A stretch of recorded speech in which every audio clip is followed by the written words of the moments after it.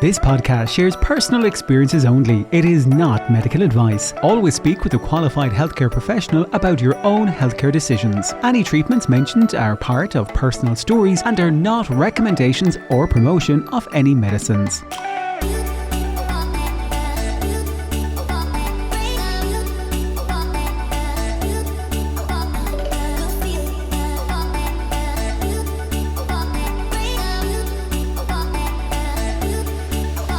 Belinda, we are pretending yet again that we can hear the music, but we can't. Can't hear a thing. Can't hear a thing. Like two deaf Dalmatians here. Oh, that's so funny. Now, Paddy, before you go on any kind of rant, would you like to tell the listeners? Well, before we start anything, Belinda, I'm going to start with something unprecedented. Oh. And you don't know what this is. I was on time? Actually, no, I wasn't. I am going to start with an apology. To who? To you. Oh. Okay. I'm going to start an apology to you, just in Belinda. case anything happens, can I just record this on my phone? Just wait a minute. Wait, I'm sorry. Oh. Okay, go. So, Belinda, when we were talking yesterday about what time we were going to be recording at today, you said you were free from 11:30. And I was like, brilliant. So I was here at 11:30 and I was like, where's Belinda? Where's Belinda? And I gave it a few minutes. And then I text you a few times, quite passive aggressive. I was like, are you free? Have your plan is done? And on text message, like not WhatsApp. What's that about? Because you hadn't replied on WhatsApp. So I was like, where is Belinda? She's fucking late. Like, what in God's name? And Belinda, then I remembered that when you did reply, which was like 12:40, I will say. When? Or 12:20. It was 12:20 when you replied to me. You said wait a sec, today when you said you're just out of Pilates. And then it dawned on me. I'm an hour ahead of you. So Love my it. 11:30 was 10:30 your time. So I was an hour ahead and I was chasing you without cause and incorrectly. And for that, I make a rare, heartfelt apology to you for the Thank you very error much. in my ways. Thank you very much. That's so funny, Paddy. That is so funny. Yeah. It's very unusual for you to make mistakes. I know, yeah. I was full on, and like I had sent Peter out for a walk as well, or he said he'd go for a walk so that he wouldn't be here. And yeah, love it. Thanks. So I made a mistake, and I believe that the world would be a better place if more men could apologise to women for things that they do wrong. I don't think there's enough apologies in the world to account for what's going on in the world at the moment, Paddy. Yeah. To be honest, but we won't get political. It's fine. No, we won't. Also, yeah, no, it's gone. Okay. I was going to say though, but the reason that I am an hour ahead is because this is my view currently. Fuck off, Paddy. Folks, you'll need to see the video to see this. But this is where stunning. Are currently you am. That's the view from my outside? bedroom. Are you outside? No, I'm in my room. Oh, that's a the balcony. Balcony, yeah. Oh, But so yeah, jealous. in Mallorca this week. I was in Madrid last week. That was for work though. Madrid was for work. I had a couple of days there by myself, but literally I was thinking since like the first week in April or the end of the first week in April, I've like had one night in my own house, and like I love getting out and about and traveling, but equally I'm like, I want to go home. I'm also looking forward to seeing the cat and getting back to my own bed. Everyone says that, don't they? My own kitchen. How is it the 22nd of April and you've spent one night at home? Like that since what date there? That's what I'm saying though. Like since the beginning. Yeah, sure, you were in Madrid and everything. Since the 8th of April. Yeah, because you came home from Madrid that day and then you flew and went straight out. the next day. The next day, yeah. Yeah. You love it, don't you? So, I do like the little bit of traveling, but it is like I was saying just before we started recording there, like I can definitely feel my tummy feeling heavier.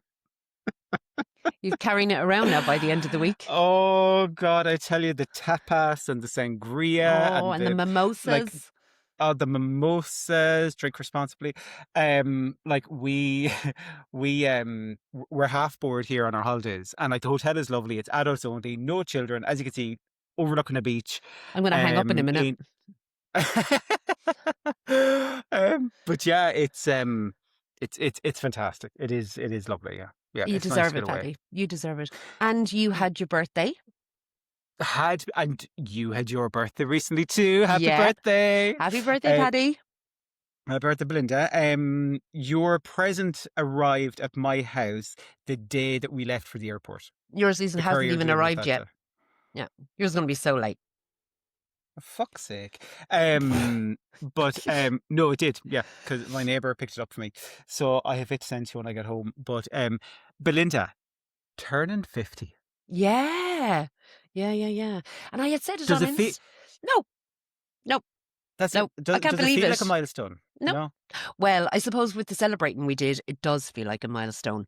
And all the talking about it I have done, it does feel like a milestone. But I think, like, because I'd said it on my Instagram that I hated turning 30 and I hated turning 40. And I don't know why. I think maybe it's because I wasn't where I wanted to be in my life. But Yeah. now I am literally exactly where I want to be in my life, with who I want to be with in my life. I have the people around me that I want in my life. And I've never been happier, healthier, or fitter in my life. My mental health has never been so good. Yeah. And that is all I love thanks it. to, yeah, but that's all. I know you're going to say, oh no, that's all thanks to you. But also, if I hadn't have started this journey, I would have hated turning 50. Yeah, Yeah. no, I get it. And Yeah. I think, I like we've spoke before as well about how we know a lot of people online. We connect with a lot of people in the community and stuff like that. But I think, particularly in the early days for me and you, we had very few people in real life that we kind of knew. And I think when me and you crossed paths, it was just the perfect timing. Yeah, So it was. you know, in terms of Kismet. yeah, it was just, I think it was just good timing. Yeah, So it was, we were, very good timing. you know, both being in that kind of similar place of needing some change and a couple of different things and all that. But yeah, no, it's been good. We've been very lucky. We have, yeah. And then I turned 43. 44. Oh, yeah. 44 44 the other day. And the hotel, like, they must have copied it from the passport or something like that when we were checking in, because the morning that I went down for breakfast, they came down and like, oh, it's your birthday today, isn't it? I was like, oh, yeah. They're like, oh, happy birthday. I was like, oh, thank you very much. And then when we were finishing breakfast, they came down and sang happy birthday and brought me down like a slice of cake with a candle in it and everything. And like, I thought it was Peter. He's like, no, this isn't me. They did that all on their own. Yeah. And do you know, when I was in Centre Parks and I was in the spa, and I said to the lady, she said, because myself and my mum went in, and she said, oh, are you celebrating an occasion? I said, oh, I'm turning 50, blah, blah, blah. And I went back to the cabin, and there was a bottle of Prosecco and a box of chocolates from Centre Parks. Yeah. I love that. I love that attention to customer detail when you go service, places. brilliant. Yeah. Makes such a difference. Such a difference. And then we came back here then and did all balloons in the bedroom, like happy birthday balloons. Fab. God, that's amazing, isn't it? Isn't it great? Isn't it? Yeah. That should be standard. That should be customer service standard. Ireland is shocking for customer service generally. It's so bad. It's so bad. Yeah. But yeah, it's been interesting. Like, obviously, I as much as I mentioned there that, oh, you know, I can feel my tummy. I can, like, I'm eating way more, like, because I'm on my holidays. I'm enjoying myself. I'm having less meals, but I'm definitely having a much bigger breakfast than I'd have at home. And then dinner is, I'd say dinner is comparable. Dinner definitely. You're not but breakfast overdoing is it. definitely the one that I'm. Yeah. But breakfast. And what time is your definitely breakfast? Normally having it. Right. Well, go on. Yeah, I'd say normally having it at maybe by 10 o'clock-ish. Yeah. And dinner? Normally by 7-ish. Yeah. So. Yeah. But I suppose your digestion is working quicker when you're sleeping as well. So yeah. Isn't that true? Is that a fact? I think that's true. When your digestion I don't know. works quicker. I mean, like, I know that I know they do say like we're part of the myth about don't have carbs at night, which is a load of BS. But Yeah. like where it comes from in terms of don't have larger meals at night is that it can just put extra pressure on your body when you're sleeping sometimes, which can cause some discomfort. So that's Yeah. more so where the idea of like meals at night or eating late at night comes from. Yeah. But yeah, so no, but like it's interesting because a few times I've been like, oh God, I'm having this. But then I'm like, and what? Yeah. So, And and what? no one's going to die. Anybody, somebody that say isn't on, as we just say, our journey, the Yeah. normies, one of the normies, if they were here, they're having the same stuff as me. You know what I Yeah. mean? Like, and it's still that kind of journey piece of not letting food control the narrative when you're away enjoying Yeah. yourself. Yeah. Like I said to And you the yesterday, Paddy, you know, also you have to give yeah, yourself a little tiny bit of grace as well. You're in a different yeah, environment, yeah, different country. This is a very, absolutely, very, very long journey. And taking a yeah, week out once a year, twice a yeah. year is not going to kill anybody. And Relax, and enjoy yourself. like the thing is, I'm looking now, like there's things I definitely wouldn't do at home, like the amount of oil and butter that's used out here, and the same in I know. Madrid. Oh my God! Now, tastes gorgeous, but Obviously. like I never use oil when I'm cooking at home. I rarely use butter on things, and that's Mm. just because not because I'm depriving myself, but purely just Yeah. it doesn't enhance the flavor much for me, Yeah. But also, that's at not home. what you want anymore either. Exactly, Yeah. exactly. But Yeah. it is interesting, this conversation that we've had a few times as well, Belinda, about can you eat through your medication? And I think that kind of feeling of fullness. And I think it's an interesting one because the longer people are on the medication, they kind of reach a point, I think, whereby they're like, oh my God, it stopped working for me and they've Mm. watered it down and it's a different, all this silly stuff because they're able to eat more. Or maybe they're thinking about food a little bit more and they suddenly think that there's something wrong because their frame of reference is that strong suppression from the early Yeah. days. And so many people are not set up for actually that element of that strong a suppression that doesn't continue for No. life. Sure, I'm on it That's not, 3 years, 8 months. I'm on it, Paddy. I can tell. yeah. I was going to say I can write a book about it. Do you know what I Yeah, yeah, mean? yeah, yeah. You Yeah, should do. yeah. I should do, shouldn't I? But like, you should do. You should do. But like, I think people. This is where it's so important for people to prepare that there does come a point in your life whereby when you're on this medication a while, that your body will. I'll say acclimatize. I'm not going to say revert. It will acclimatize, whereby you will have a bit more hunger. You will be able to eat more, but that doesn't mean the medication is not working because you being able to eat more or your increased appetite is still drastically different from what it was pre-journey times, we'll say, for most people. But that does mean that there comes a point whereby, oh, well, actually, I am having to say, watch what I eat, or that I am having to be mindful of my nutrition. And that's why we always rave about the fact that don't just be dependent on the medication doing the work for you.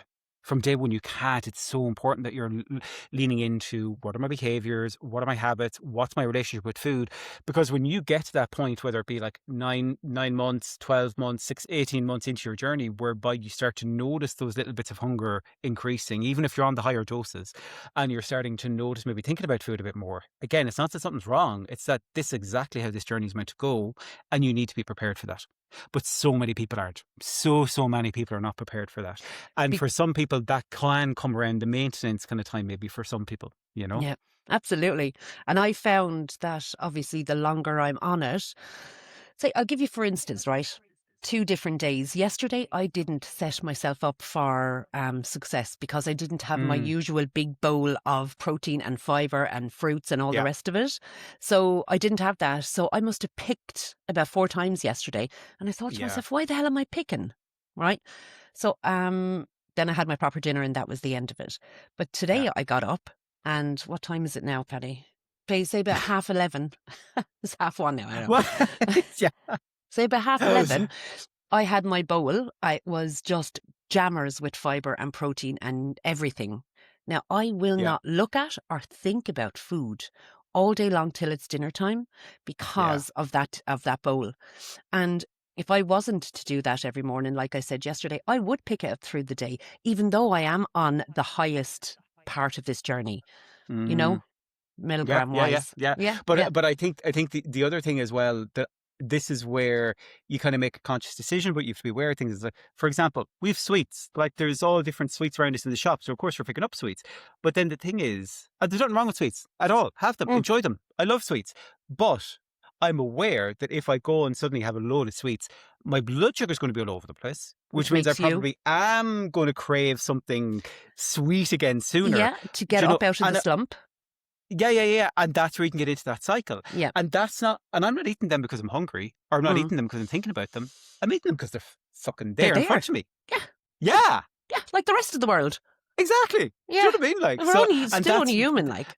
and that's where some people freak out about, oh my God, I'm eating them. It's like, but the medication doesn't do everything for you. Yeah. You But people need to put in depend the on it. effort. People depend on it to do everything. Absolutely. Yeah. Some people do. Yeah, absolutely. Yeah. Yeah. But I think this is where there can almost be a novelty in the first few weeks and months. You're like, oh my God, I'm doing this is nothing. like This is almost- amazing. it's almost effortless. Yeah. And then where comes a time where you do have to put in that bit more effort, you suddenly jump to, oh, it's the medication, like we've seen on TikTok. Oh, they're watering it down. Oh, they've changed this. Oh, they're doing this. And it's like, no. Because They're I not. remember, in fairness, the endocrinologist telling me in month 3, they're like, Paddy, okay, you've lost a lot of weight already in month 3, way more than we'd expect somebody to have lost. You need to prepare that you probably have maybe about another 6 months that you're going to get out of this medication before you start to plateau. And that is the amount of weight that your body's going to lose. And kind of this whole idea of set point theory and stuff like that. But I was aware from those early days that, okay, I need to be prepared for this sensation of fullness and all this kind of stuff is going to change kind of in the future, you know. Belinda, you're muted, just let you know, I think. We can't hear you. Sorry, I did that because You're I was back. taking a big slug of my drink. But what I was going to say as well, Paddy, is like I sometimes, like being this far into my journey, I think to myself, I wonder if I had just depended on the medication, how far I would have gotten, or how short of a weight loss Yeah. or small of a weight loss I would have got. Yeah. Because, and sometimes I find it really annoying as well, because when I was in my say over 3 decades of dieting, when I dieted, I always had to work 10 times harder than all of my peers and all of my friends and all my aunts and my mum. I had to work 10 times harder than them to get a quarter of the result they got. And I kind of I still find it a bit unfair when I look inwards that I've been on this 3.5 years, I've lost 7 stone. I've had to work every single day with that, Paddy. I have to work on my movement, I have to work on my strength training, I have to work on my nutrition. And then there's people that are doing the same thing, taking the same thing as me and doing nothing and getting more of a result. It still breaks my heart, like. I know, but this is where I know you know this when we start to rationalize it, but your body and your composition is miles ahead in terms of health. Yeah. Because and loose skin as well.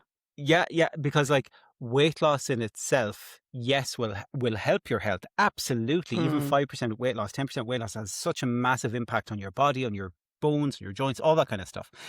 But weight loss with the strength training you've been doing, with the focus on your nutrition, your body is going to be in such a healthier place. Yeah. So that's the thing you have to remember. I know. And it's about me being able to do what I'm doing now when I'm 70. You know? Yeah. And I want to, like, I know it's a big ask, but I'm going to work towards that. Yeah. Stop looking out the window, Belinda, Paddy. Stop getting distracted by your beautiful view. The men on the beach?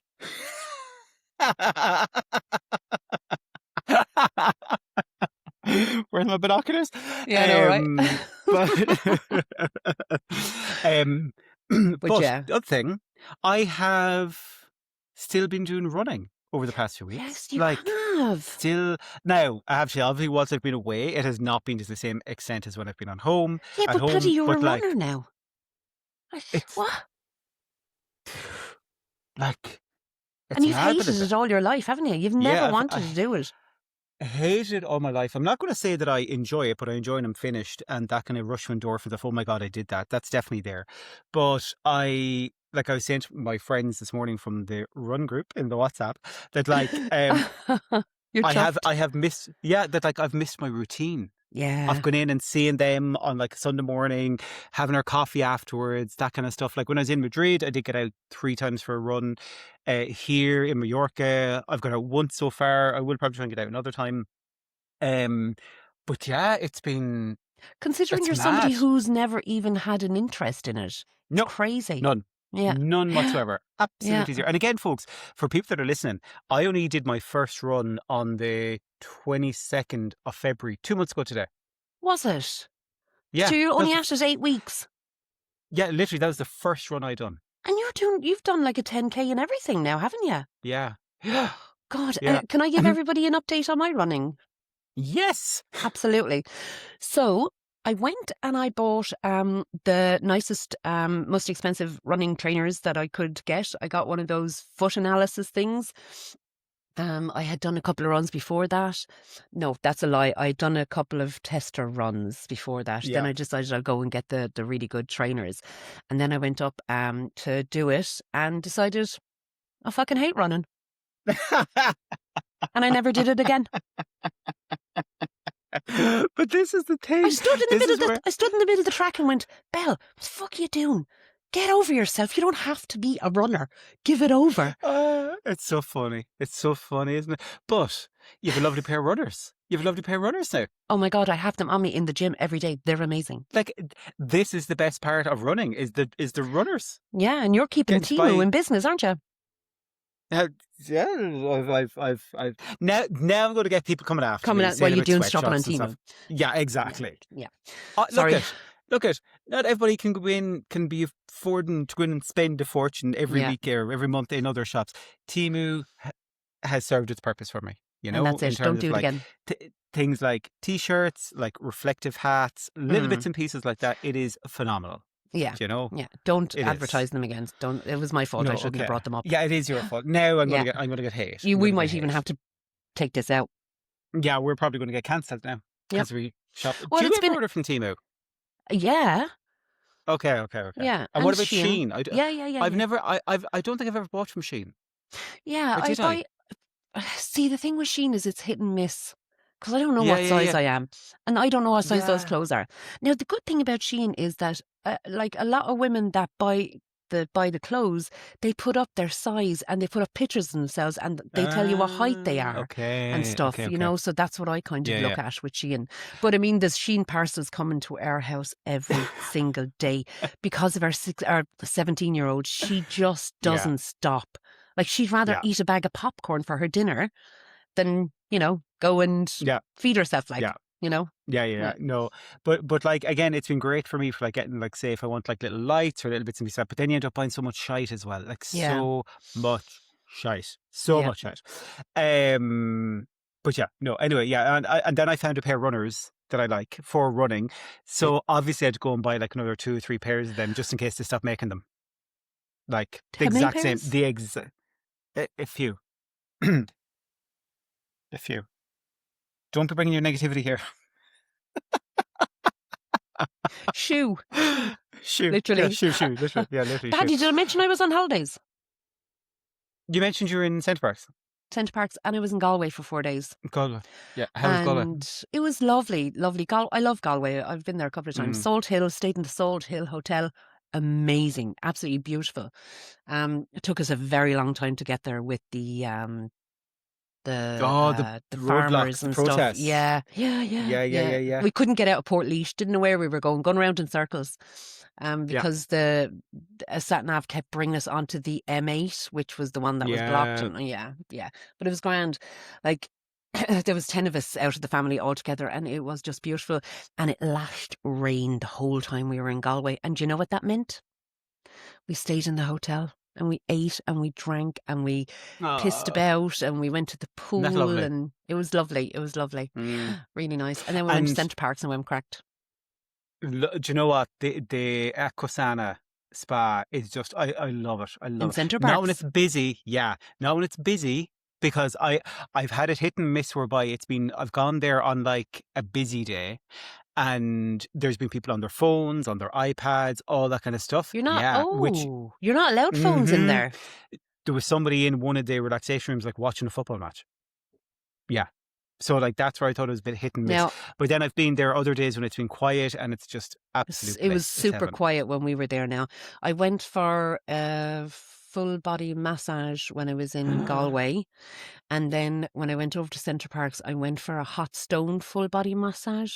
And then a couple of days later, I went for a facial with a head and neck massage. Oh, And then we spent another day in the actual spa itself, and we had afternoon tea with Prosecco. And then they found out it was my birthday because I told them, and yeah. they gave us more Prosecco. I love it. I love it. I love Yeah, it. It is yeah. such a fab place, and Yeah. it's not something you'd expect like in the middle of Longford. Like No, it's great. it's wild, yeah, Um, that it's there, like, yeah. yeah. But I was just going to say though, for people that are listening from outside of Ireland, because we know a lot of you are, there was, so that week when Belinda was going away, and actually the day that I went out down to Shannon to fly to Madrid, that week there was all protests happening in Ireland, whereby the entire country pretty much came to a standstill on the main routes because farmers, hauliers, all this kind of stuff were protesting for like the guts of a week, and there was a lot of disruption. Not going to a get lot. political, but that's what was happening. Yeah, Leave yeah. it at that. And that's Yeah. why it took us so long. Yeah, Yeah. yeah, Same. Like yeah. for me going to Shannon, I had to detour off the motorway as well and take some back Yeah, Road as well. that's what we did Yeah. the whole way to Galway. Yeah, we were Yeah, okay going yeah. to Longford though. So Belinda, yeah. we have first of all for our last episode, Sarah just The oh, episode just gone. yeah, Yeah, like she's folks, if you amazing. haven't listened yet, please go back. Like it's amazing, and Sarah's just so wonderful, and like such a huge fan of Articulate, Sarah's. so Yeah, articulate, and has yeah, such a phenomenal insight into the yes, emotional side of this journey. It yeah, was an absolute pleasure talking to yeah, her. It really was. And even like, because I put it straight into the next chapter group, my subscribers group. yeah. You can reach me on Link Instagram in if anyone bio. would like to get, yep, Link, link in bio. link in bio. Yep. On Instagram and TikTok. And Yeah, the thing is that I think she helped so many people. yeah, I absolutely, really, really do. absolutely. Yeah. Yeah. Just to feel accepted and comfortable in their skin. Like Yep. we can talk to the cows from home, but I think it's so important hearing voices from other people other than us, and that ties in with today. So we know that Oh my goodness. Yeah. social media is a wash at the moment with fake medication, particularly Retatrutide, which is a medication that is still in clinical trials. It has not been approved in any country anywhere in the world. So if anybody is promoting it, if anybody's selling it, if anybody is saying that they're on it, it is a black market version of it. Now, there's this whole talking about, oh, it's grey market because you can buy for this. No, you're codding yourself. It is not approved for human use anywhere in the world. Okay? It's still in trials. It's still in trials. However, we are joined today by somebody that has been taking it legitimately True. and share through the clinical trials. Mimi in Oz, who some people may know from TikTok and stuff like that, but Mimi love her videos, absolutely love them.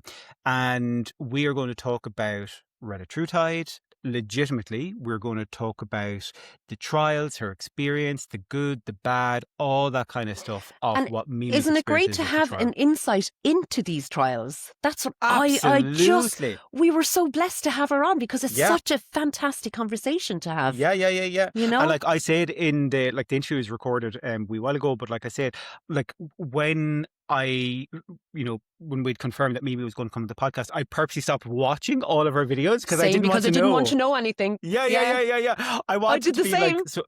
so we actually genuinely knew very little going into the interview, which is brilliant. Like, Yeah. but Mimi again is fantastic at explaining things, brilliant at giving us an insight into legitimate prescribed use within the trial of Retatrutide, Yeah. the authentic medication that's in trial. But And it's fantastic. And how different that is to the crap that's out there on the black market. Yeah. Like when people are taking that, Paddy, they are Could be literally, anything. there could be anything in it. They don't even Anything. know if it's even a Absolutely GLP-1 anything. in there. Guys, And like, don't be doing that. And like something, because me and you were both on RT Radio 1 as well recently talking Yeah. about a segment for their News at 1, their last week we were on it. And like one of the things that we were kind of saying as well is like the social media platforms seriously need to step up in terms of protecting people from illegitimate medications like this that are being pushed. It is so unacceptable Paddy, that they're allowing it to happen. you and I know that we have reported accounts that Oh, literally God. only sell Yeah. that drug, that medication, and they have never taken them down. And they No, they have actually gotten back to us, haven't they? And said, this person is not no going against us, violation. no violations, no standards breaches. Yeah. So it is. We definitely need some. Anyway, look at that. Could be I know a whole other that's rant. a whole other podcast. Yeah, exactly. For now, can sit back, relax, and enjoy this amazing conversation with Mimi. And just to say that this is our second last podcast of this season, Belinda. And we're going into season 4. My God. So like we've one episode after this, that'll be me and you one. And then that'll be it, folks. For this season. But anyway, for now, sit back, relax, enjoy the conversation with Mimi about all things legitimately around Retatrutide. And you are very welcome back, folks. So we are delighted to be joined. Somebody that we have been eagerly waiting for and trying to get on the podcast for quite a while and has very graciously given us their time, Mimi in Oz. Somebody that I know a lot of our followers will know from TikTok in particular. You're very welcome to The Dose. How is life? Welcome. Hello, and thank you very much for having me. Welcome to We're Ireland. Very excited. Yeah. Is this your first time speaking about this on an Irish platform? Or yes, it is. 2 Irish people. Yes. Yeah. Yes, absolutely. Yes. My first Irish. Yes, I've only done interviews previously with the Americans. So yes, you've got the European continent sewn up so far. And that's where I think that's where I first came across you, Mimi, was maybe with Dave, I think. Correct, yeah. On the pen. Yeah. That's where I first, I think it was on one of his YouTube kind of streams or recordings or something like that. And I was like, ooh, what's this? Last year sometime. And have you done a lot in the States then? Dave has interviewed me 3 times, and he first interviewed me when I was like 6 weeks in. I was completely blindsided. I just, he'd done a video on Retatrutide, and I just sent him a quick message and said, "Oh, hi, by the way, I'm in the Retatrutide trial." And the next thing, it's 6 a.m. here, and I'm talking to some random American man. That sounds like how. That sounds like how a good night out in Ireland would end at 6 a.m. when you're talking to some random American man. But I think that's how it went for us as well, Paddy. Yeah. But then the Downsized as well. I did an interview with them as well. Yeah, recently. And also the plus sides. Yeah. Plus side, yeah, with Kim. So I'd love to know, Mimi, the way we do always kind of start is tell us who you are, what's your kind of elevator pitch about who you are, what you do kind of thing. So I know we touched on it briefly there, but with that, I'll offer it over to you to maybe give us a little bit of an intro about who you are. Sure. So thanks again for having me. My username on most social media platforms is Mimi in Oz. I am 61 years young. I am a mother of 3, grandmother of 2 with another grandbaby due in July, August. So that's very exciting. And 2 years ago tomorrow, it's actually my 2-year anniversary tomorrow, is when I started on a Retatrutide clinical trial. Wow. That there's so many questions I have. And as we were saying just before we came on air there, I have been intentionally trying to avoid your content for the right reasons, because I'm so interested in it. I'm like, no, I want to find this out in the podcast. I don't want to be going in knowing loads of things so that I can ask loads of questions. Yeah. Obviously, before we had you confirmed that you're coming on the podcast, oh, what's this? Glued to your videos and the other podcasts that you had mentioned there that you had done. So it's brilliant. What I'd love to, before we get into the Retatrutide side of things, is maybe go back and find out a bit about your past, maybe, and what brought you to, what got you to the point in life of going on a GLP-1 trial and that kind of thing. So maybe, what was your lived experience like in terms of weight and managing weight and stuff like that over the years? Yeah, so I mean, I'm 61 and I was obese for at least half of that time. I started I had relatively normal weight until I fell pregnant with my first baby when I was 24. And I had 3 children and just went through that cycle of put on weight with each baby and never quite lost it all. So each pregnancy I was going in 5 pounds, 5 kilos or 11 pounds heavier basically than the previous pregnancy. I'm a nurse. I worked permanent night shift for 11 years when my kids were young. Like, that is just horrendous for your body. I would eat because I was so tired to try and cope with things. Even, what should have been a big wake-up call for me when I was 40 years old. I was dropping my kids off at school one day, and for some reason I couldn't just drop and run. I'd had to park and go up to the office or something. And I was walking back down the path from the school, and I suddenly started getting really dizzy. And then I had this blinding headache, and I lost hearing in one ear.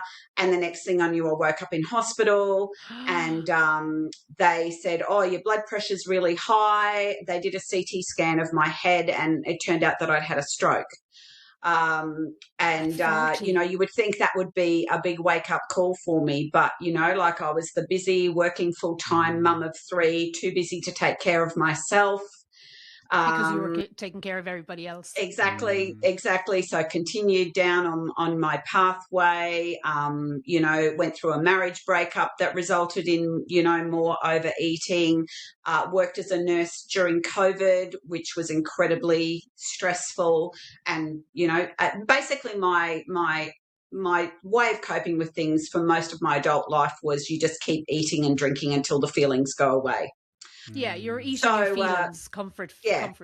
Yeah. So at the end of 2023, my eldest son got married, and beautiful wedding. I loved the dress that I wore. I felt really comfortable in it. And then the wedding photos came out, and I thought, oh, I look like a potato. I knew you were going to say that. Yeah. I look like a potato. And so I started Googling things. I had a little bit of experience with GLPs previously. I had used Saxenda in 2018, and I had used Ozempic in 2022, but both times I only had access for 3 months, and then we got shortages. And then, the Australian government said, right, well, no, now we're restricting it to type 2 diabetics. So both times I was only on it for 3 months, but I did lose weight and responded well both times. So I was kind of interested in doing a GLP pathway again if I could get access. So I was just sort of Googling a few things, and, your phone listens to you. Anyway, these ads started popping up on my Facebook, and one of them caught my eye, and it said, "We're currently recruiting for weight loss clinical trials in your area." So I fill out the form and send it off, and I've got no idea what it's for. It could have been for bariatric surgery. It could have been why your jaw shut for 6 months. I'm just throwing the hat in the ring willy-nilly here. Yeah. And I get a call back from the clinical trial people, and they go, "Oh, well, we're recruiting for this new drug, for weight loss. And have you heard of Ozempic?" And I said, yes. And they said, "Well, that's the single agonist. This is the new triple agonist." I said, "Oh, yeah, that sounds interesting." They said, "Now, the only problem is that we're currently only recruiting for our cardiovascular trial. And part of the criteria is that you've previously had a heart attack or stroke." And I've never been so glad to have had a stroke before in my entire life. Straight in there. Wow. Things you don't expect to say in life. Words that you do not expect to come out of your mouth. Yeah. Wow. And I also had to have a BMI over 35, which I did at that time. So they said, right, well, send us in some evidence of your previous stroke. They obviously, were able to weigh and measure me to make sure that I met the BMI criteria. And they said, "We'll bring you in for a visit." The first visit took 2 or 3 hours. It was very extensive. There was a 25-page consent form to go through that had every side effect known to man. I had lots of blood tests done, lots of urine tests done, ECGs. I had to fill out a lot of questionnaires about things like food noise and mental health and what my current level of physical activity was. that kind of thing. So they did all that, said, right, we'll send all the tests off and then we'll give you a ring in a week and we'll let you know whether or not you're suitable. So they rang me in a week and said, yes, all your tests have come back that you're physically well enough to take, to be part of the trial. 50% of people in the trial will get placebo and 50% of people in the trial will get active ingredient. But I still thought that was worth a risk, because even if I got the placebo, I was also going to get free access to an endocrinologist and free access to a dietitian. And just the fact that I was going to have to go in there every month and weigh myself in front of strangers was going to be an incentive for me. So I figured it was worth a shot anyway. It's almost like an elevated kind of slimming club, even if like you did get placebo, except with a lot more expertise around you. And so then I came in for my first trial visit, which was on the 28th of February 2024. And at the first visit, I had to do the injection myself in front of them, so just so that they could see, that I had good technique and what have you, and that I knew what I was doing. I remember when the injection went in, I felt this little sting, and I had always felt a bit of a sting when I'd used Saxenda and Ozempic before, and I thought, so you were thinking, I wonder if I've got it. And then I've gone, no, don't be stupid. Stop talking. You're just imagining it. Stop it. But I knew by the next morning that I was on the active ingredient. Did you? That was one of my big questions, actually. How long did it take you to realize that it wasn't a placebo? Isn't it amazing though how much as well we can like analyze things and overthink things, like a little sting or a little prick or this or that or the other, like and like read so much into it as well. Like we've often spoke about, like even that first time when I think Belinda, when you taking were a GLP-1, when I started out in Mounjaro, and I still have the leaflet here somewhere from like 2 years ago because I kept it. And like just how long I spent, like say, reading it and trying to understand it and analyzing everything and stuff like that. So it's gas though. And like now I'll be like, oh, you have a dry mouth. Yeah, things are working okay at the moment. Like that's exactly my thing as well. Our barbs. So you started on Saxenda, which would have been one of the first GLP-1s to come out for weight, or to be prescribed for weight loss. And then how long did you say you were on Saxenda for? 3 months. 3 months. And then Ozempic after that? How long were you on? Ozempic in 2022. So 2018 to Saxenda and Ozempic. Because when I lost access to the Saxenda and then, gradually regained weight again.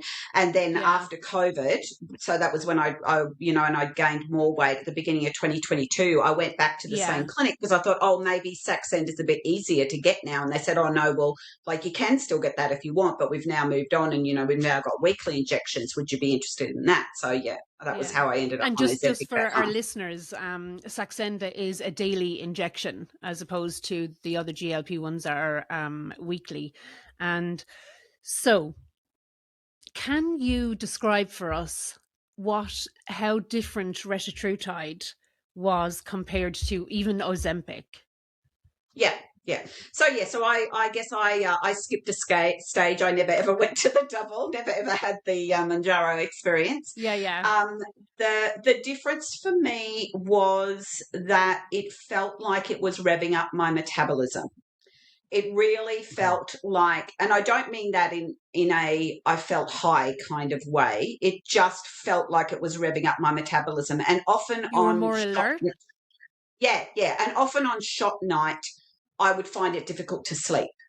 It was almost like I was wired, but not in a bad sort of way. It just really felt like it was revving things up. And my heart rate did go up by about 10 beats per minute, but it was not, I didn't get palpitations. I didn't feel dizzy. I didn't feel lightheaded. And the only reason I knew was because I was on blood pressure medication, which they had to stop 4 months in because my blood pressure had dropped so much. And so I was taking my blood pressure every day with an electronic cuff. And of course that gives you a heart rate as well at the same time. That's the only reason I knew that my heart rate had gone up. I had absolutely no symptoms from it whatsoever. And you were a nurse as well, so correct. You get When you were in, and thinking about that kind of time period, I think this is something that will a lot of people will be able to relate to, particularly like busy mum life and stuff like that. Belinda, I know that stuff like you've spoken about before. My cat is breaking the house as usual, as we try to do a podcast. Paddy's a cat dad. Yeah, I'm a cat dad, and she like Yeah. wrecks the house. But I'm curious, like mentally for you when you're in that space, I guess, of being aware that my body is maybe getting larger, or I'm in a larger body than I'd ideally like to be, and particularly working in healthcare. Was that something that was also on your mind at that time, that here I am as a nurse? Like, was there ever that case of ever being made to feel like, either from others or from yourself, of, oh God, I should know better here? Because that's something I have had. I'm a qualified personal trainer and nutritionist, Mimi, and I had lost weight after I took part in The Biggest Loser, a TV show, and it was after that I went and qualified. And when my weight inevitably started coming back on after I thought it was fixed, like the comments I would get from other people about, well, you should know better, like, look at you, like literally, as we know, social media, it's a cruel place, but even in person, some people are like, oh, and they'd almost be afraid to ask, are you still doing that, are you? And then they kind of look at me and I'm like, oh God. Was that ever a thing for you when you were working in kind of healthcare? What was that space like? Yeah, but like, I think the comments that I said internally to myself were far worse than any comments that anybody else could have said to me. The almost hatred of myself, it was just terrible. I don't think anybody outside could have ever said anything as bad as what I was saying to myself. Of course, of course. Yeah, absolutely. And Mimi, previous to you having your kids and gaining the weight and gaining more weight, previous to that, had you ever dipped into dieting and dipped out of dieting, or were you just absolutely fine before that? And was it just the pregnancies that would have made you gain weight? And I just asked that because when you started to gain weight, did you then start to dip in and out of it? The cycle, were you cycling through like restriction, and stuff like that? Yeah, I was a very obese baby. So my mum had me when she was 20, and when we were 4 days old, we moved to another city, 1,000 kilometres away, 600 miles away, with no family support for a 20-year-old. Sounds like a good idea because of my dad's job. And my mum fully admits she had no idea one end of a baby from another. So every time I opened my mouth, she put a bottle in it. So I think that began my lifelong journey of if something goes wrong, you just eat or drink until the feelings go away. Yeah. But then I sort of thinned out as a toddler, and in primary school I had no issues. In high school, of course, like every teenage girl, I thought I was fat and went on silly diets, but I really wasn't. I know, because I only weighed 50 kilos, or just over 100 pounds when I was in high school. I'm quite short. I'm only 160 centimeters or 5'3". So I wasn't hideously underweight, but I would think I was fat at that weight. The pregnancies were really, it was almost like, I guess, you almost go, oh, well, I'm eating for two. You convince yourself I'm eating for two. I can eat what I want, and then I don't think you realise how difficult it's going to be to get it off when you're busy with a young baby, and And this is something I do often think about is, last year I took part in a TV show, and it was all about weight loss medications and stuff like that. But I remember having a conversation at one point with somebody, and I can't remember who, if it was someone in the production or elsewhere at the time, but it was about the idea of obesity, if it's something that, say, you're born with and can be tested genetically. Like, we know there are definitely genetic predispositions to obesity, and that's something I've had various genetic testing done, and they can go right into a particular marker and be like, well, this marker is this version of this, and as such we would expect that you would have an elevated risk of ending up in a life whereby you're obese. And there's different markers like that they've explained to me.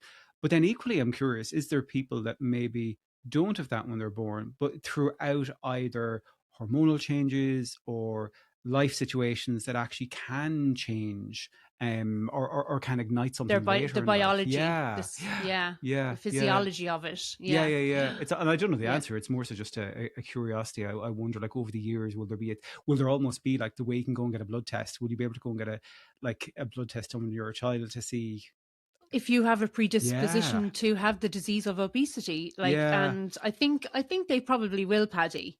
I And really and, do and I'm not think. saying, oh well, go and give your your 5-year-old then Manjaro or something like that. What I'm saying is there other interventions? Like, if you do you know what I'm getting? Like, is there something that can be identified earlier in life Yeah. that could help change, I don't know, But you or know what? support Just something? like even bringing it back to kids or children being obese and parents doing everything that they can to help them, especially in today's environment, and culture. It's hard. It's harder for children to be Yeah. obese now. And I remember asking my mum, when I was not long into my journey, and the weight loss was quite rapid and I was feeling amazing. I still am now, but I'd said to her, I said, if this had been around, Yeah. when I was 12 or 13, I said, would you have given it to me? And she said, yeah, hands Yeah. down, And absolutely. it's one of the things I was asked. I can't remember if I've made it here or not, but was like my thoughts on like I guess that younger side of things. Obviously in America they're doing, I think, trials on it now, or it's been approved for use with children and that. But I do think it's fascinating. Like, I think similarly, if like 12-year-old Paddy had been explained, hey, do you know what? There's a It's not your route of fault. support for you. I probably would have jumped at it as well. Like, to get away from the bullying, get away from all this the life stuff that was happening at that point. One thing we were saying, life stuff, Mimi, before we come on air as well, was that in Ireland, some people will have heard of Retatrutide as a result of some of the trials and stuff like that as well. I know I asked Eli Lilly before. I don't think we have anybody in Ireland though that is part of the trial, but where we are hearing about Retatrutide more so is the black market. It's extremely scary. The black market, or the grey market as they're trying to call it now, in terms of, oh, this isn't for human consumption, but here's a peptide type thing. And as much reporting as we do on like Instagram or TikTok or stuff like that, they're being left up, a lot of these pages and a lot of these sellers. None of the content has been taken Yeah, down. there's a lot Yeah. because of whatever kind of way they're doing it. But one of the main areas where I'm actually starting to see it is young guys in the gym, like teenagers in the gym, like as a way to lean out and all this kind of stuff.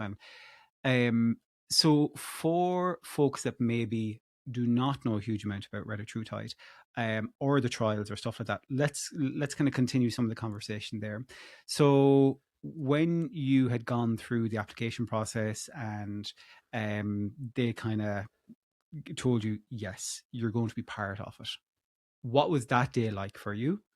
And then I'd love to know, like, the logistics almost of what was week one. Yeah. Like, what happened? Yeah. Like, was there like guarded men, like, with CIA type And agents coming to your door? you get like the medication yeah, then to every drop month? it And off. how is it delivered to you and yeah, stuff like what that? was it all like? Yeah.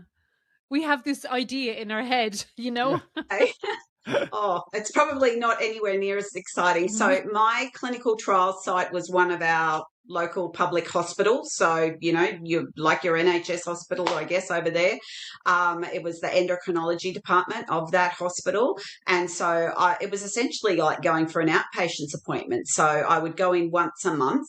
I would have, talk to the trial staff about whatever was going on or what have you, have whatever blood tests or urine tests or surveys or whatever were due that week. And then they would then send the prescription over to the hospital pharmacy. And then I would walk over to the hospital pharmacy and they would give me, the box of whatever it was that I was on. The way the trial... Sorry, go on. Go ahead. No, you go ahead. So the way the trial worked was that, and one of the things that you have to do when you're going into a clinical trial is you have to 100% realise that this is not personalised in any way, shape or form, and you are forced to stick to the protocol, essentially, unless, something terrible happens. So, for instance, after my first 4 weeks, so I had 4 weeks on the first dose, which is now been published in the clinical trials, which was 2 milligrams. So I had 4 weeks on 2 milligrams. When I came in after that 4 weeks, I had already lost 6% of my body weight, So anything over 1% a week is considered excessive. And I had already lost 6% of my body weight. Now, if that had happened in the real world, it would have been a conversation like, okay, this is working really well. Don't go up, stay where you are. But because I was in the trial, I had to go up to the next dose. So I then had to go up to 4 milligrams, which was double. And then the month after that, I had to go up to 6, and then I had to go up to 9, and then I had to go up to 12. So there's this very, very rapid period of bumping up very rapidly, where you get a lot of side effects. You get a lot of extreme appetite suppression. I would say there was probably a good 6 weeks where I could really only get liquids down. It was pretty intense. And so I think if you're deciding to sign up for a clinical trial, that's the kind of things that you have to consider. It's not personalised. And it's nothing against the clinical trial staff. They are absolutely lovely, and they will go out of their way to do everything that they can for you. But you still are, this is scientific research. The company is giving you this medicine for free and all of this monitoring and all sorts of things. And so you need to play your part as well. Same thing when we first started the trial, one of the things that was made abundantly clear right from the word go was that there would be no tapering off at the end of the trial, that we would be stopped cold turkey. And that wasn't ideal and it wasn't fun, but I knew right from the word go that was coming, and that's the way they want to run the trial. So that's the kind of things that you need to at least have a think about. Yeah, you had clarity at least from day one that you knew what you were getting into, I guess, in that regard. Maybe not how things would go, like in terms of how your body was going to respond, but at least the kind of structure of it you kind of knew. So did you have second thoughts, Mimi, when you heard that, when you heard how the protocol was going to go and that you would be stopping cold turkey? Were you thinking to yourself, because you'd had experience on a GLP-1 before, and as you said, it's not fun? I don't think I realised how difficult the stop. I mean, so in this trial, even though my trial was meant to be 2 years, they did cut it short, and I only ended up having 20 months on the actual medication. But I'd never had 20 months before of GLP exposure. I'd only ever had 3 months, which also meant as well that I'd never gone anywhere near the high doses. I'd got to the mid-range doses, if that. With the other medications. So I kind of mistakenly thought, oh, well, that'll be all right. I've done cold turkey before. But when you've been on a very strong medication at the highest dose for 20 months and you go cold turkey, it is very, very noticeable. Yeah. So 4 titrations up, was it? There was 2, 4... the initial dose and then another 4 titrations up after that. So what are you looking at? 2 milligrams to 4, 6, 8? 9 and 12. Right, okay. And you were on 12 then for all of the other months, say. Correct, 15 months of 12. Yeah. And then, so was that a case that then once a month you went into your local healthcare, and did they give you then a month's worth of medication to take home? Correct. At that point? Okay. Yes. And was just a month's worth at a time. Oh, cool. And was that like, say, a pen per week or a quick pen type device that had a month's worth in it, or what was? I was just going to ask that. Yeah. Yeah, no, a pen per week. And it was like, have you seen the auto injectors that they have in the US, the single dose auto injector? That's what it was. Okay, that's what it was. It was like that. And then each time as well, so I would get my box and it would have my 4 pens in it. And then each time I came back, I had to hand the box back in with all of the pens in it, and they would inspect the pens for tampering. And also, periodically, every 3 months, we would have drug levels tested in our body. So about every 3 months, I would have to come in and say exactly when I had taken my medication, like down to the minute. And then they would go, and there was because it was a big public hospital, there was a pathology there as well that were doing the blood test. So then I would go to pathology, and then they would work out, okay, so she had the medication at this time, she had her blood taken at this time, therefore there should be this much of the drug in her system, so that they could see not giving it to anybody else, or not giving it to anybody else, skipping doses, anything like that. This was one of the questions I asked Eli Lilly before their press office, in fairness, who are very responsive anytime we engage with them, was I think I'd heard a little bit of that, you explaining that on one of the podcasts you've done before, and I was like, okay, there seems to be good security in place in terms of like the transit with and the return of and the measuring of people that are on it. So how is it getting to the black market? That's the bit that I was confused with. Is like if there's Yeah. been this close monitoring, like how is it getting out there that like Hundreds, thousands of people are exactly using it. that's the Yeah. bit that I guess I find We don't understand. We interesting. can't. But then that's Yeah. not to say just because they have those measurements in place that there isn't somebody who goes rogue still, you know, at some week or something like that and does something and gets kicked off. I think though it's just that it's a bit like baking a cake, you know, like we could both have the same recipe for the cake, but you're using ingredients in Ireland and I'm using ingredients in Australia, and there might just be subtle differences between those ingredients.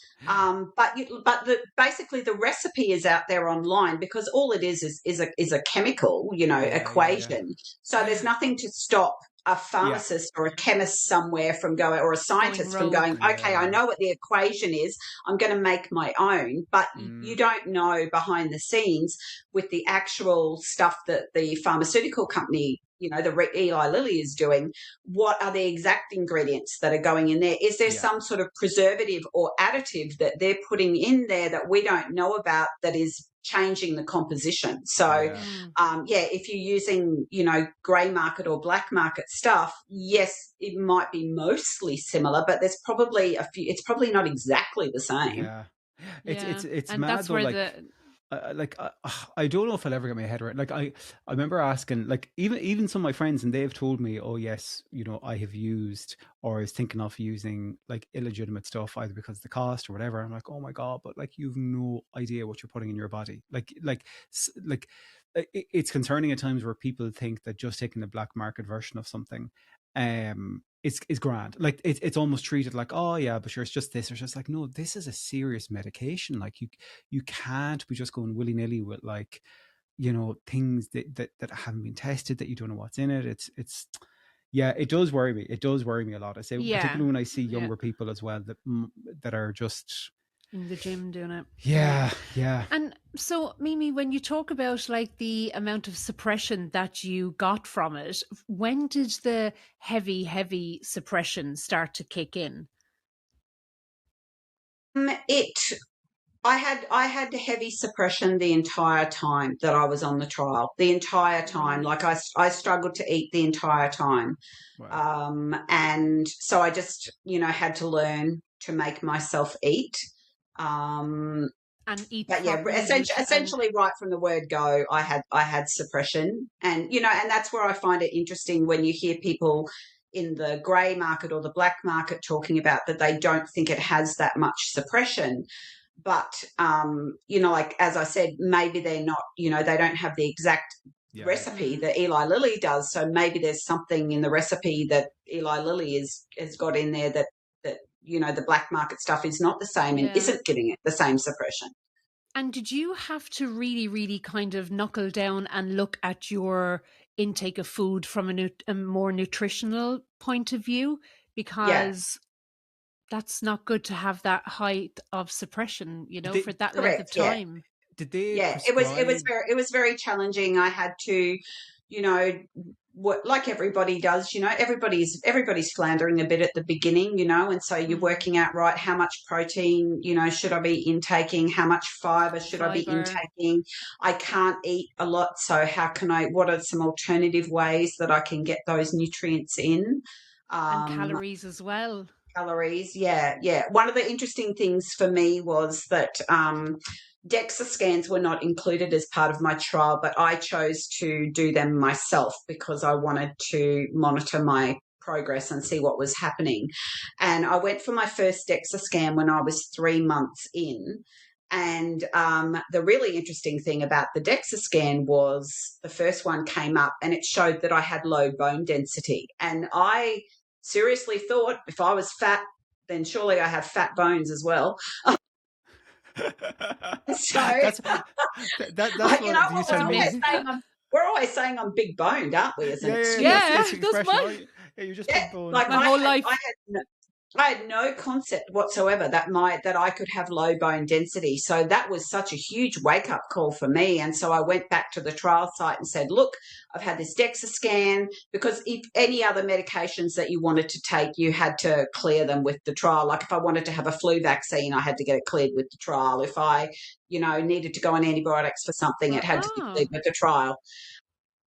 And so I went back and said, look, I've had this DEXA scan. It's shown this. And they said, yep, okay, well, we're happy for you to start on some vitamin D and some calcium, increase your weight-bearing exercise, that kind of thing. And over the course of the trial, I did actually increase my bone density by 5%. Wow. So I'm now back in the Wow. normal range, which is great. Yeah. Yeah. That's So, brilliant. yeah, Well so done. I'm so glad I had the DEXA scan, because I honestly, seriously thought if I'm fat, then I must have fat bones. Yeah, And Paddy, you've had 2, haven't you, DEXA scans? Yeah, I've had 2 or 3 at this stage. I was actually thinking today that I want to get another one booked, even though my weight isn't drastically different from the last one. I'm just curious on what is the composition at the moment. But I was about the same thing. I've kicked myself a few times, maybe, that I didn't get one done when I started, because I started in June and I got the first DEXA scan done late September, early October kind of time. I have DEXA from I think 2 years before that, but I was lighter at that point, so it's not the full story. But yeah, the DEXA scan is something that I'm a huge advocate of as well. I think for people to get done every so often, I think it's a great way just to and does that show the amount of visceral fat that you would have on your body as well? Yeah. And that was the amazing thing about the Retta.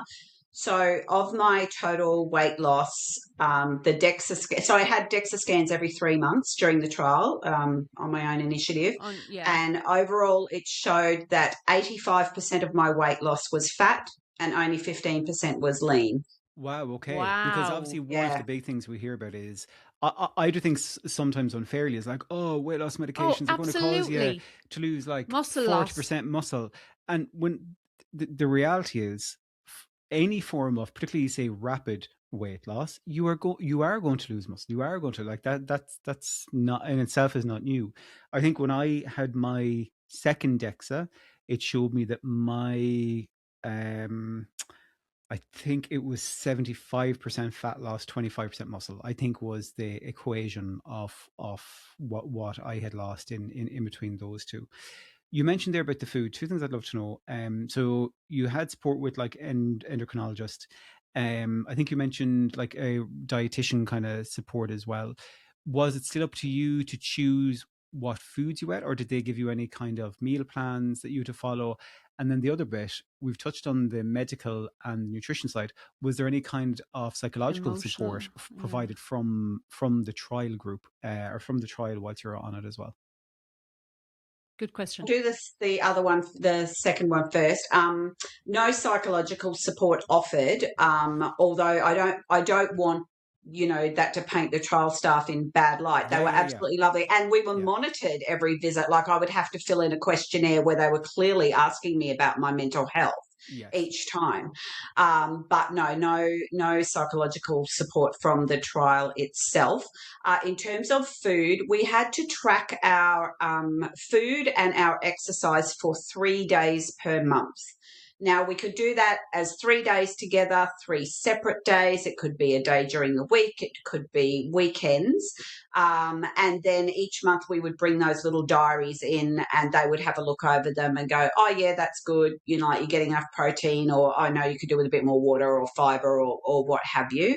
And I think I think that was a good balance, because you can imagine that for some people, and people, who have dieted on and off for many years, for them tracking can be, a bit arduous and a bit triggering.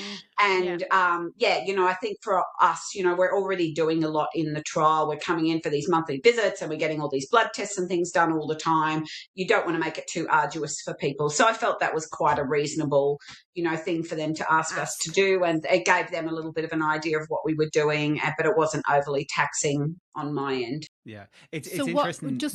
I was going to say about the tracking bit, because that's something I've mentioned a good bit, is that for me, I do not like tracking in like my fitness pal or stuff like that.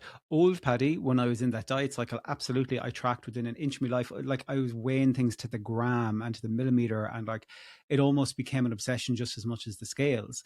And even say if I'm working with clients now, my preference will be that they use, like, say, maybe go by portion size using, say, like fist size or finger size or stuff like that. Things that are just easier to understand, I think, and that aren't something to obsess about. And this is something I've spoken about quite a bit, is that like I've kind of tried to lean more to the intuitive kind of things. Am I physically full? Am I physically, empty or whatever? But it's interesting, that was some of the, basically this week I've got quite a bit of heat from some social spaces, maybe. And one of the things that they decided to attack me on was actually this exact thing, that I'm not a massive supporter of tracking food. And I was like, but that's my experience. That's because for me, tracking is one of those things that is triggering, because it's triggering for me as well. Yeah, it's linked to old cycles. And so can I ask you, Mimi, then just going back to the nutrition side of things, when the suppression was really, really high, what were you doing to get those calories, that nutrition, the protein, the fiber, when, like, were you just kind of drinking your calories in that, or? Essentially, yeah. So we have a company in Australia here that I use called Cost Price Supplements. I'm not paid by them. I'm not affiliated with them anyway. But they made, fortunately for me, they made two really great products that just helped me so much. So they had a tasteless fiber that dissolved in water that had 7 grams of fiber per little spoon, which was great, which is more than you get with Benefiber or something like that. And they also make a tasteless protein collagen, but it actually has all 9 essential amino acids, so it can be counted as a full protein source as well. And it's also completely tasteless and colorless. And so I was able to add those foods to liquids, those supplements to liquids, and make sure that I got sufficient nutrition in. Yeah. Belinda's a big fan of kind of like making her big smoothie type thing at the start of the day that has like load of fiber in and a load of protein. Belinda, that does you like throughout the day, doesn't it? Oh, like, as yeah. in, like, you'll have it with you. Yeah, because when my suppression is really high, I wouldn't be able to finish it, so I would just carry it around with me. But it had a load of protein in it, a load of fiber in it. It just had everything in it, and fruit and milk and everything that was needed. So that's kind of what I was thinking that you might have been doing, but you wouldn't have been able for that, would you? That really I actually I went through like a period when I was having really, really high suppression. I also began to get a bit of an aversion to milky stuff. So that was why I had to kind of resort to the supplements, because like I couldn't drink protein shakes and I couldn't eat yogurt and I couldn't eat cottage cheese. It all just made me feel too sick. So like I would add it to green juice and add it to coffee and add it to electrolyte drinks and stuff like that. Yeah. Remember in one of the early weeks, I love my kind of coffees and my fancy coffees, as we call them, and stuff like that.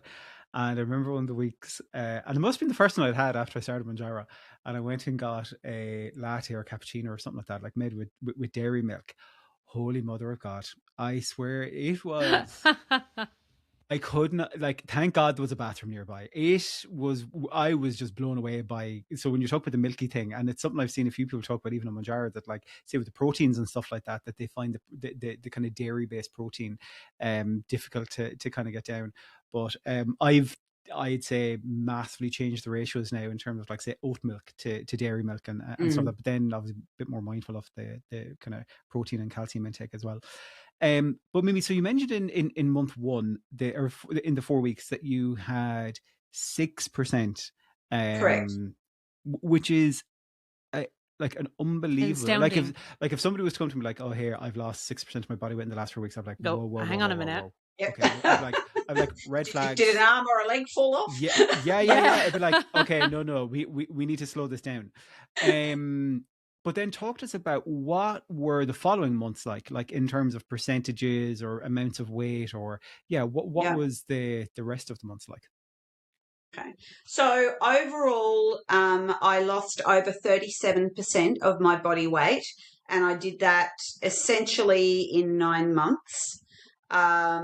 So starting weight, my BMI was 36.2. My finishing BMI was 22.5. I started off at 93 kilos, or just over 200 pounds, which I think is about 14 stone 9. My finishing weight Yeah. was 57 kilos, which is 125 pound, which is just below 9 stone. So I lost about 5.5 stone, or 36 kilos, or In the 79 9 pounds, or months. something like that. Yeah. Obviously, like that first month was the most rapid, and then it gradually slowed down. But I remember by 20 weeks, I had lost 20% of my body weight. And then, essentially by about 9 months, I'd lost the majority of it. And then it just kind of trickled off. I lost probably about another 5 kilos or 11 pounds over the next So 12 months. it's the same as all of the other medications. Then it's the first initial kind of weight loss, and then it just keeps you stable as you go along on it.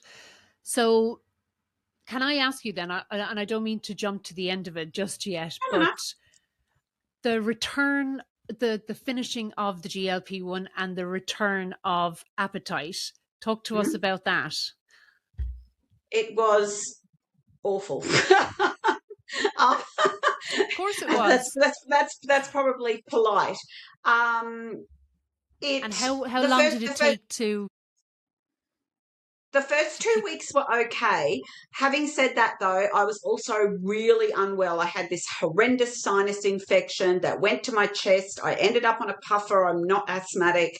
They ended up having to put me on a short dose of steroids to get rid of it. So I was horrendously unwell. So I didn't put any weight on in the month. So, just as to explain, I had a cold stop, so cold turkey stop, and then I wasn't allowed to take any other kind of medication for the next month, because I then had to go back to the trial site, have all the bloods and all the urines and all that kind of thing all taken again, so that they could see that it was all out of my system and see what changes had taken place during that month. And then I was free to start on another medication if I wanted to. But 2 weeks in, the hunger came back with such a vengeance, and I hadn't felt hungry for 21 months at that stage. So that was such a horrendous feeling. It was so scary. I was waking up in the middle of the night hungry, and then, but probably even the physical stuff wasn't the worst. It was the mental stuff. I became obsessed. I then became obsessed with every single piece of food that was going in my mouth. I was tracking everything. I was weighing myself every day. Mentally, it was just doing my head in. It was just awful. And the trial site were really good. And I had kind of been discussing with them, my long-term plan, and that I wanted to do something long term. And so the endocrinologist on the trial wrote a letter to my GP and said, yep, look, we think based on the cardiovascular protection because of my previous stroke and on the weight maintenance, we think that long-term Wegovy up to about 1 milligram would be a good option. And so my GP was great, said, yep, I totally agree with that, wrote me the script, no problems at all. So by the time I got all that organised, I had about 5 weeks off with no medication at all. And then I started on 0.25 of Wegovy, and that helped a bit. It stopped the overnight waking, but I was still finding that I was getting hungry by about day 5. So I went up to 0.5 after a month, and I've been on that since. So I'm coming up for 3 months now that I've been on Wegovy in total. And my weight has stayed between 125 and 130 pounds, or just above or just below 9 stone. So essentially, maintaining within a 5 pound radius of what I was. And I find I have appetite control, but not appetite suppression. So it's quite nice. Yeah. It's quite a nice feeling. That's lovely, isn't it? And that's lovely. That is something, that's a space that I think I have been, that a lot of what you're saying maybe that I can actually relate back to my own journey in different ways for different parallels on Mounjaro. But like, I had surgery last year. I had to come off it. I was off Mounjaro for 5 weeks as well. And that was a fascinating kind of time. More recently, I kind of had moved to Wegovy. I would say complete non-responder to Wegovy, which was a whole other roller coaster. And regained like the equivalent of 21 pounds over the space of kind of 10, 11-ish weeks whilst I was on Wegovy, and then more recently have come back to Mounjaro. And I was very surprised in those, because I'd been on the top dose of Mounjaro like for nearly a year. So like to stop that and to go to a lower dose Wegovy and then to titrate that and then kind of stop and come back, I just didn't know what to expect. But I was really surprised from like week one of going back to Mounjaro for myself, just in terms of, ooh, I am getting something here. It's not full suppression, but my sweet cravings have stopped. And I think it's that exact thing you're saying, that it's appetite control versus suppression. And I think that's a great way to differentiate that. There's something supporting me control the appetite, even though it's not at the same level of suppression that I had before.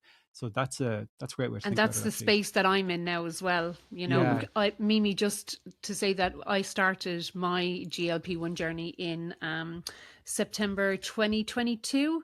And I haven't been off GLP-1 medication at all since I started that. So, and I don't foresee myself ever coming off it, because like you've just described, the return of that hunger, the psychological impact that and the emotional impact that would have on me and my life and the people around me, that's never going to happen for me, you know, and I'll, as long as I can, you know. But can I ask you another question as well? You know, when you were in the height of your suppression, and that was, I'm sure it was quite a long few months for you, and you weren't able to eat, did you have feelings of loss? Did you have feelings of numbness? Like, and I mean emotionally, because you weren't getting any of that dopamine hit from food like you would have previously. So all that was gone from you. So how did that feel? I don't think I was somebody that ever felt a dopamine hit, although that's obviously what was happening. My strategy was, oh, I'm having an unpleasant feeling. Let me eat until it goes away. And so I had to go and seek my own psychological help very early on in the piece, because all of a sudden I had big feelings and I couldn't do anything with them because I couldn't eat. You didn't know what to do with them. Yeah, exactly. And I had to go and seek help early on and go, please help me, because I don't know how to deal with these feelings. Yeah. And I was lucky as well.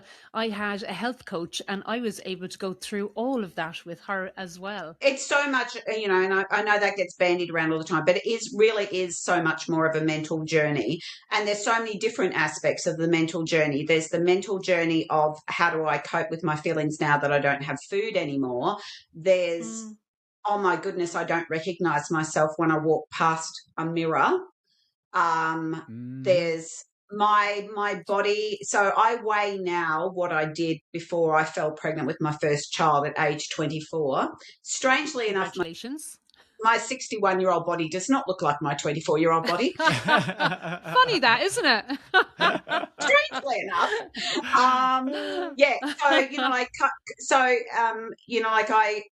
I wasn't expecting to not like my new body. I thought that I would be absolutely madly in love with my new body, but I've got a lot of excess skin, you know, and so that was quite shocking to me to have that realization. Hang on. But I saw somebody on YouTube. Her name is Fit Flavor Fun, I think, Ali. Anyway, and she made a great point one day, and I've kept this with me. And she said, look, the way I think of it is, before, when I was obese, I didn't like how I looked in clothes and I didn't like how I looked out of clothes. She said, now at least I look good in clothes. And I thought, well, that's great, because I'm single and nobody else other than paid health professionals have to see me naked. So I should just get over it, because nobody else has to look at it, and I look good in clothes now. So we'll just go with that. Yeah. Love it. Love it. Do you think, because this conversation myself and Belinda have had once, I think a couple of months ago, do you think, would you ever consider like surgery for the skin or anything like that? Or is it something that it's on your mind, but not to that extent? I'm going to say I don't think so at this stage for a couple of reasons. I don't think I would get very good results at age 61. I mean, I have to face it. I'm a postmenopausal woman. I don't think so. It would be a big operation. It would be a big risk. And also I have a son and granddaughter living in the US. So I would just look at that money and think, how many more trips to the US could that be to go and visit my granddaughter? Yeah. Fair. Yeah, fair. Very fair. Priorities, Mimi, priorities. Yeah, exactly. Was there ever a point during the trial, Mimi, where you're like, I'm pulling out of this, or considering that for any reason? Yeah. And that's when I went and sought help online. And so there's Reddit forums for trial participants, there's Facebook groups for trial participants. And when I was at the peak of that suppression, and, it wasn't just suppression side effect wise, I had a lot of loose bowel motions. I had big welts at the injection site. I had the allodynia, the skin sensitivity with the sunburn. So all of that combined with not being able to eat, I was pretty miserable. And I remember going onto some of the Reddit forums with other trial participants who are further on ahead than me, and their advice was, if you possibly can, ride it out, because once you've been on the maximum dose for a month, everything will settle down. So I did. And I took what I needed to take. If I had diarrhea, I took Imodium. If I had skin sensitivity, I took antihistamines. I just did whatever I had to do and whatever I had to take. And they were right. And by the time I had been on the maximum dose for a month, all of the side effects went away completely, and I had no side effects at all for the entire rest of the trial. Oh. Yeah. Yeah. That's interesting, isn't it? I have some questions that some folks have sent in to us, maybe. Now, some of these we probably have already covered. But we will see. How were Mimi's heart-related issues monitored, and were diet and exercise supported? So I know we've touched a bit on the diet side of things, but I guess given the previous stroke, was there any active monitoring or discussions of that during the trial? And then, the exercise bit, what kind of support, if any, was there, or what kind of exercise were you engaging with, or what did that look like? So we were encouraged to exercise, as we saw fit. So, whatever we liked to do, whether that be walking or cycling or swimming or what have you, we were encouraged to do resistance type exercise. But there was nothing prescriptive in any of it at all. In terms of the heart rate, one of the things that I would say is, everybody gets very, very excited about Retatrutide and the heart rate things. But I was in the cardiovascular trial. My trial, every single person in that trial had to have previously had a heart attack or a stroke to get in. So you can imagine how closely we were monitored. And I would think if there was a real signal, it would have come out in our group. That we were the group that it would have come out in. So every 3 months, I would have to have a set of ECGs done. So they would do 3 in a row to make sure that, they were all tickety-boo. And as long as you weren't having any symptoms, they weren't overly worried about the increase in the heart rate. We all knew that was going to happen. And as I said, I had no symptoms from it. So essentially for me, there was no cardiac side effects. The only cardiac side effect I had was that 4 months in, I had to come off all my blood pressure medication. Yeah, and I'm still off it now. Yeah, and brilliant. I'm 4 months now post trial, and my blood pressure still hasn't gone back up. Yeah, the thing that I think is interesting, maybe as well, that you touched on there is that this was a trial specifically from a cardio heart perspective, and I think this is something that maybe some people don't fully understand, that even like with the trials that have been done in America for different GLP-1s, these aren't all weight loss trials. Some of these are for different things. Like for example, in the States, we saw that they've done trials, say, specifically for looking at the impact on like back pain or sleep apnea or stuff like that. Obviously, weight can have an impact on the thing that is being reviewed as part of the trial, but it is not the main focus of the trial. It is, like, say, the heart health or the cardio or stuff. Yeah, not every trial of a GLP-1 is specifically for weight loss. It's for other aspects of kind of health and that. Yeah. And Mimi, sorry, when you talk about the people that you were in the trial with, that you're part of the trial, were you in communication with any of that community there, or were you always just solo? You never knew who? No, we certainly were not introduced to each other. And look, I don't think they liked us talking to each other as well, because, you know, we were comparing notes and going, oh, your trial site does this, oh, my trial site does that. Yeah. And so, no, no, fair, I suppose. it's just all people that we've all found each other online. Yeah, it's gas. Okay. Maybe it's, Yeah, and again, there's like so many parallels, like of different things we're saying, of different, like even from my experience, like Biggest Loser and stuff like that. Yes. It's like what you were saying, like us having to keep a diary of how we were feeling and thinking, and having to submit that every day to the production crews that they could see what was happening in our heads, not being able to see the finalists before the final, and not, you know, all this kind of stuff. Them trying to keep us, you know, not in contact. So secret. Yeah, like, yeah, it's gas.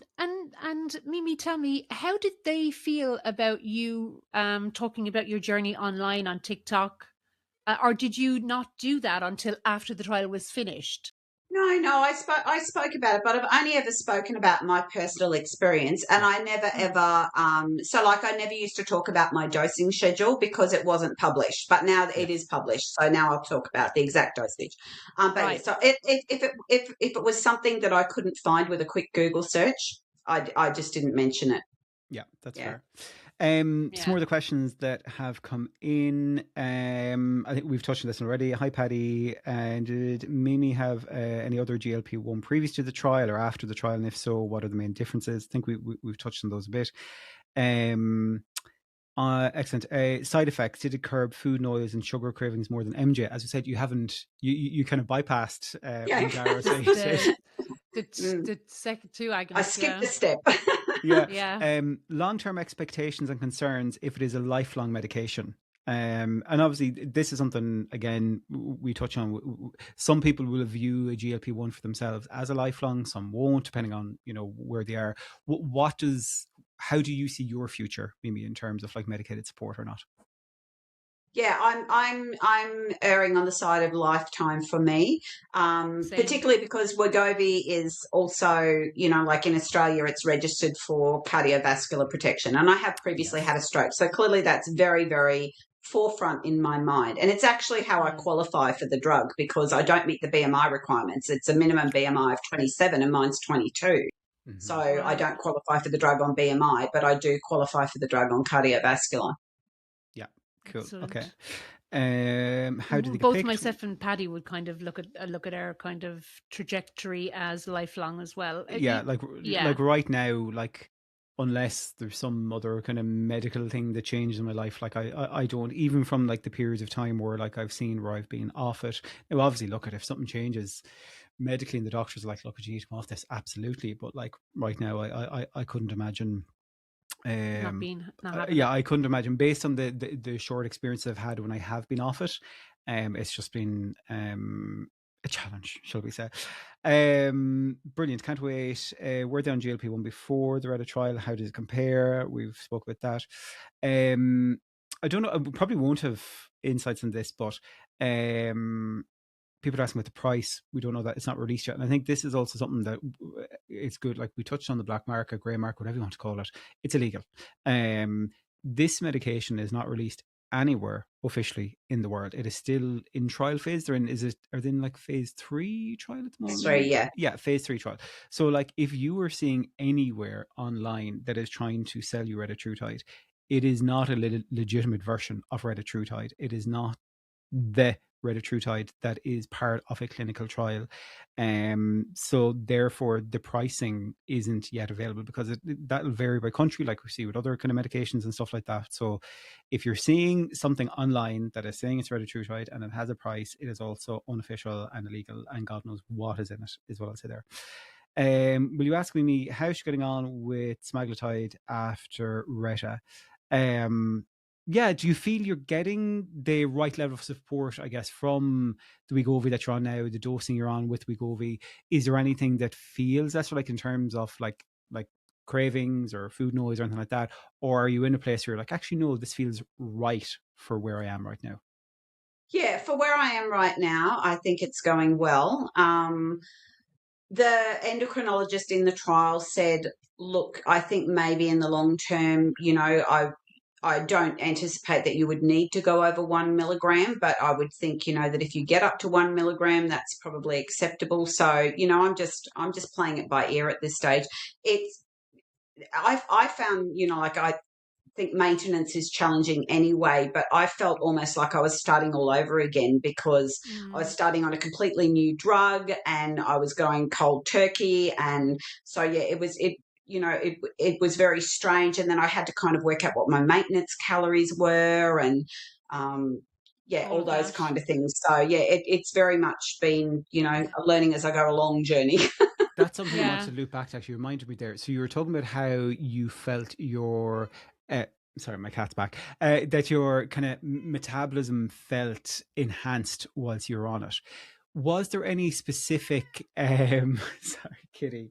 Was there any specific testing of metabolic rate throughout the trial? I don't know, actually. Not that I was made aware of. I mean, I just know that I gave a lot of blood. It was usually 15 tubes every time we had to go in. That was an I know. Crikey. And like at one stage, I'm thinking, is this why we're losing weight? They're just draining all the blood out of us. Liquid, fluid. Wow. That's so. Look, but I know that they tested for lots and lots and lots of different things. So look, they could have been testing that along the way. That was just how I felt on the inside, and mentally as well, and that seems to be one of the things that people talk about with Retatrutide is that potentially it's muscle preserving and that kind of thing. And so I would say, based on what my DEXA scans showed, the fact that I'm a 61-year-old postmenopausal female who does not go to the gym, I do not like gyms, and I just do hand weights and resistance bands at home and make sure that I'm doing 10,000 steps a day, and that's mine. And I need to do a bit of yoga on my alternate days. Lovely. That's my entire workout regime. And the fact that, I still had only 15% lean and 85% fat with that, I think, there probably is something in the Retatrutide that is muscle preserving and metabolically active. Yeah. And is there any contact with the trial now?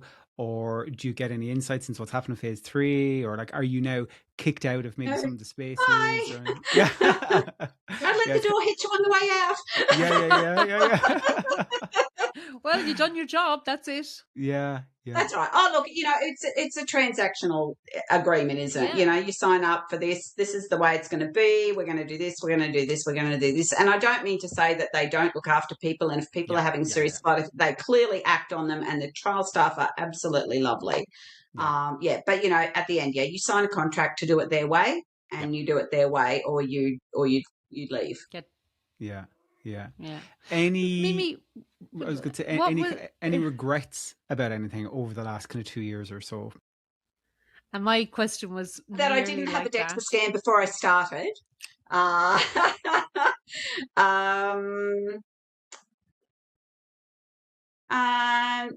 not really. Overall,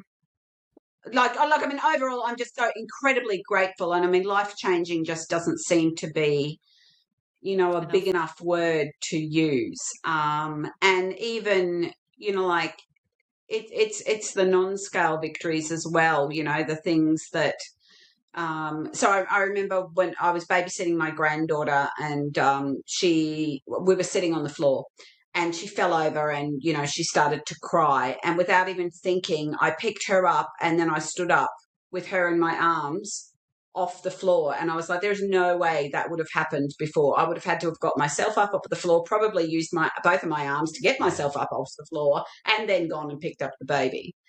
So overwhelmingly for me the benefits outweighed the risks, and I would be aware that you do have to make a risk benefit analysis for what's right for you and what's right for your family and your individual circumstances. And, just be aware that it won't be personalised. So if you feel that the benefits outweigh the risks, absolutely go for it. And what was the hardest part of the whole trial, Mimi, for you? Probably just the unknown and like the GLP community online was absolutely lovely, so welcoming, so nice, so helpful, but it was really only with the other trial participants that I was able to feel, like that these were people that really understood. But we were still all in the unknown as well. We're just this bunch of people all taking this unknown drug. And I'm going, are you getting this? Are you getting this? Because it's so easy to, like I would get a headache and I would go, is that from the drug, or was I just going to get a headache anyway? Yeah, you just start overthinking everything and overanalyzing everything.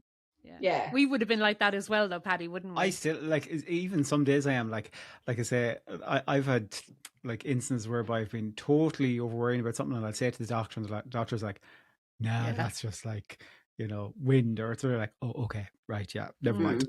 But yeah, look, I think it's because it's still, whilst versions of these medications have been around for literally decades, I think it's still relatively early days in terms of their use for obesity and figuring bits out and stuff like that. Yeah, I think as much as we try to not let the media headlines and sensationalism and stuff like that in our head, I think sometimes even oh, what if that thing was true? What if that is my gallbladder now? What if this is that, or what if that is that?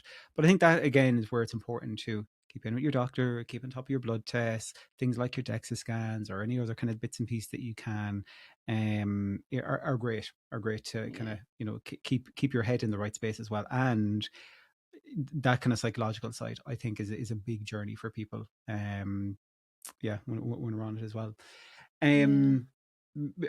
Maybe I have no more questions for you. I'm sure there would be if we had hours and hours. In about 20 minutes, while I'm driving the car, I'll be thinking about 20 other questions. Yeah. We might just email you. Yeah. But Mimi, thank you so much for being so gracious and so open to sharing your journey, not just here, but on the other podcasts and stuff everywhere that you've been on.